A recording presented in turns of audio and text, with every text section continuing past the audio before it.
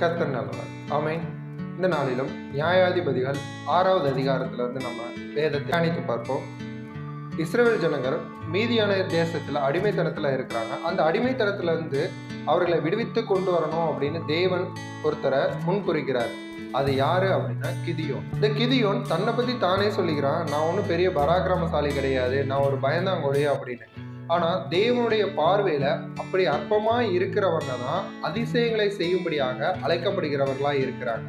14வது வசனத்துல தேவன் சொல்கிறார், உனக்கு இருக்கிற இந்த பலத்தோட போ, உன்னை அனுப்புகிறவர் நான் அல்லவா அப்படின்னு. இந்த வார்த்தையை நீங்களும் எடுத்துக்கலாமே. உங்க வாழ்க்கையில ஒரு பிரச்சனை வருது அப்படின்னு நீங்க துவண்டு போய் பயந்து போய் அந்த காரியத்தை மேற்கொள்ள முடியாம திணறி போய் இருக்கிறீங்களா? தேவன் உங்களை தாங்க உங்க பிரச்சனையை மேற்கொள்வதற்கே தெரிஞ்செடுக்கிறார். அவர் உங்களை பராக்கிரமசாலியா பார்க்கிறார்.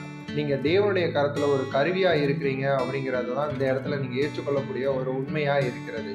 இந்த இடத்துல நம்ம இன்னொரு சம்பவத்தையும் பார்க்கலாம். 6வது அதிகாரம் ஸ்டார்டிங்லயே இஸ்ரவேல் ஜனங்கள் தேவனுக்கு பொல்லாப்பானதை செய்ததாலதான் அடிமைத்தனத்துக்கு உட்படுகிறாங்க.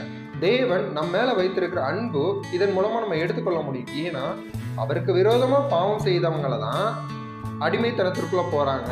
அவங்களே விடுவித்து கூட்டிட்டு வரணும் அப்படின்னு நினைக்கிறவர் தான் நம்மளுடைய தேவாதி தேவன். நீங்க தேவனுக்கு விரோதமா ஒரு காரியம் செய்தனால என்னை தேவன் மறந்துட்டாரு, என்னை கைவிட்டுட்டாரு அப்படின்னு நினைக்காதீங்க. தேவன் உங்க மேல் நினைவாய் இருக்கிறார். உங்க வாழ்க்கையில நீங்க எப்படிப்பட்ட பிரச்சனையில சிக்கி கொண்டு இருந்தாலும் சரி, தேவன் உங்களை விடுவித்து கொண்டு வர அவர் வல்லமை உள்ளவராய் இருக்கிறார். அதற்கு உங்களையே அவர் கருவியா பயன்படுத்துகிறார் அப்படிங்கிறத நீங்க ஏற்றுக்கொள்ளுங்க. அவருடைய பார்வையில நீங்க பராக்கிரமசாலியா இருக்கிறீங்க.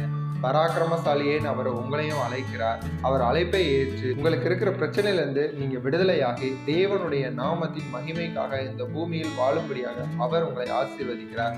அவர் உங்களை விடுவிக்கிறார். அவர் உங்களை தப்பு வைக்கிறார்.